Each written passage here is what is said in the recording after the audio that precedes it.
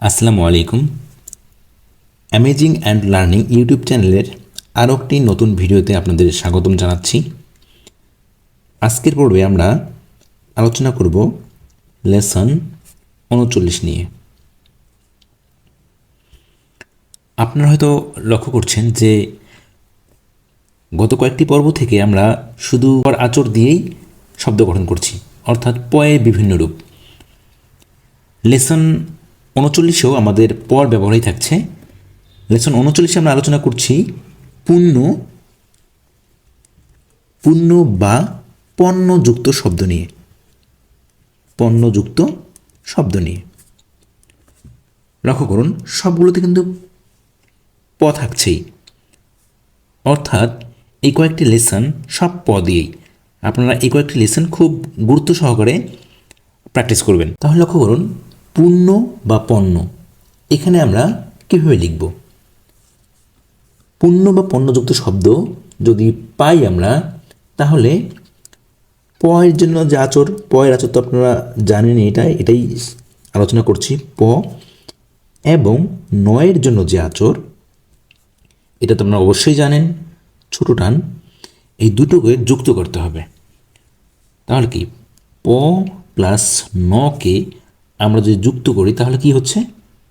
প, এই যে ন, প ন, এই প নকে যুক্ত করে দিলেই পূর্ণ বা পণ্য বুঝবো আমরা। এখন এই প নটাকে আমরা কোথায় দেব? লক্ষ্য করুন, মূল শব্দ থেকে একটু বিচ্ছিন্ন করে লিখব। মূল শব্দ যদি এটা হয়, এর সাথে বিচ্ছিন্ন করে একটু পাশে দিয়ে দেব। বা যদি পরে থাকে তাহলে আমরা পরে দেব, পণ্যটাকে পরে দেব। যদি পূর্ণ বা পণ্য শুরু থাকে তাহলে পণ্যটাকে আমরা প্রথমে দেব। আশা করি বিষয়টি ক্লিয়ার হয়েছেন। এখন লক্ষ্য করুন, আমরা কিছু উদাহরণ দিচ্ছি। যদি লিখি আমরা অর্থপূর্ণ, লক্ষ্য করুন আমি লিখেছি অর্থপূর্ণ, তাই না? অর্থ কি? অ থয় রেফ, অর্থ, পূর্ণ বা পণ্য। তাহলে কি, পণ্যটাকে যুক্ত বিচ্ছিন্ন করে লিখতে হবে। প ন, এই যে বিচ্ছিন্ন করে দিলাম, প ন, এই অর্থ, পূর্ণ বা পণ্য। এখানে লক্ষ্য করুন, পূর্ণ কথাটা কিন্তু পরে আসে, তাই আমরা পণ্যটাকে আমরা পরে দিলাম। ঠিক আছে, এবার লক্ষ্য করুন, আমরা যদি লিখি পরিপূর্ণ, পরিপূর্ণ, এখানে লক্ষ্য করুন আমরা পরির ব্যবহার কিন্তু শিখেছি। পরি বা পড়া থাকলে কীভাবে লিখতে হবে, এটা আমরা লেসন ৩৫-এ কিন্তু শিখেছি, আপনাদের অবশ্যই মনে আছে। লেসন ৩৫, পরি বা পড়া। পরি পড়া থাকলে কিন্তু প, এই যে প এর লক্ষ্য করুন, প, পরি পড়া থাকলেও পটাকে শুরুর দিকে লিখতে হবে। পরি পড়া থাকলে পটাকে শুরুর দিকে লিখতে হবে। এই পটাকে আমরা শুরুর দিকে লিখলাম, প দ্বারা কিন্তু পরি বুঝলাম এখানে, পরি। এবার পূর্ণ প নয়, যে প নতে পূর্ণ বা পণ, তাই না? এই যে পরিপূর্ণ, এই হয়ে গেল পরিপূর্ণ। ঠিক আছে, এবার লক্ষ্য করুন, আমরা এবার পূর্ণ বা পণ্যকে সামনে আছে এমন একটা শব্দ গঠন করব। লক্ষ্য, আমরা যদি লিখি পূর্ণ সংখ্যা, তাহলে লক্ষ্য করুন এখানে কিন্তু পূর্ণ প্রথমে আছে। তাহলে কি, এই যে প ন, পূর্ণ সংখ্যা, দন্তস্ব ঙয় ক্ষয় আকার।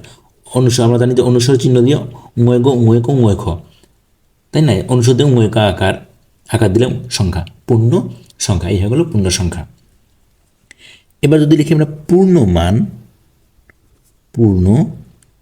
লক্ষ্য করেন এটা তো পূর্ণ সামনে আছে, তাহলে কি, পূর্ণ মান, মন, ঠিক আছে, মনটাকে কিন্তু একসঙ্গে যুক্ত করে দিয়েছে, পূর্ণ মান।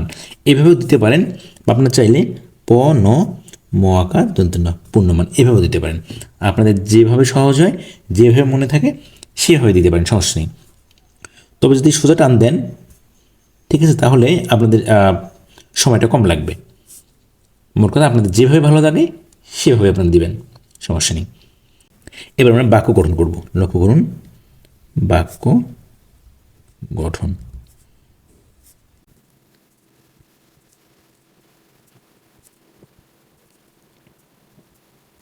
লক্ষ্য করুন, আমরা লিখেছি অর্থপূর্ণ শব্দ দিয়ে পরিপূর্ণ বাক্য তৈরি করো।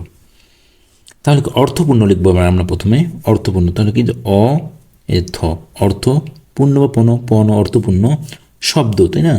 তাহলে হচ্ছে স, এই যে স লিখলাম, ব দ যে শব্দ, দিয়ে তৈরি শিকার দি, এই যে ফোঁটা দিলাম, দিয়ে পরিপূর্ণ।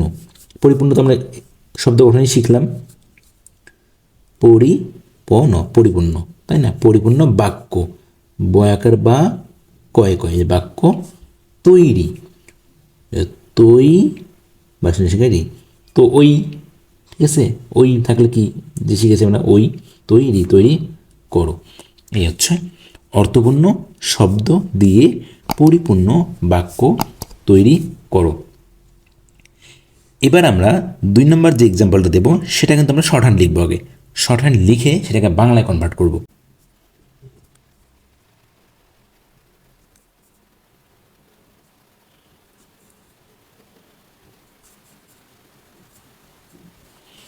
লক্ষ্য করুন, আমরা একটা শর্ট হ্যান্ডে বাক্য গঠন করেছি, এটাকে এখন আমরা বাংলায় কনভার্ট করব।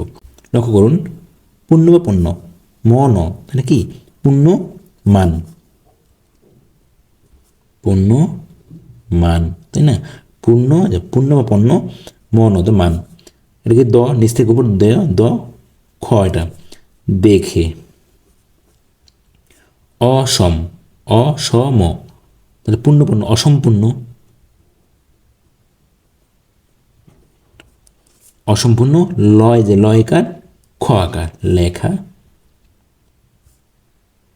তাহলে সে দন্তস্ব শেষ, মূর্ধন্য ষ দন্তস্ব মূর্ধন্য ষ আমরা একই জানি, তাহলে সদন্তস্ব মূর্ধন্য সবগুলো একই, শেষ, তাহলে শেষ, এই যে করো করো। এভাবে আপনারা অনুবাদ করতে থাকলে আপনাদের হাতের গতি অনেক বেড়ে যাবে এবং কনভার্ট করার ক্ষমতাটাও খুব বেড়ে যাবে।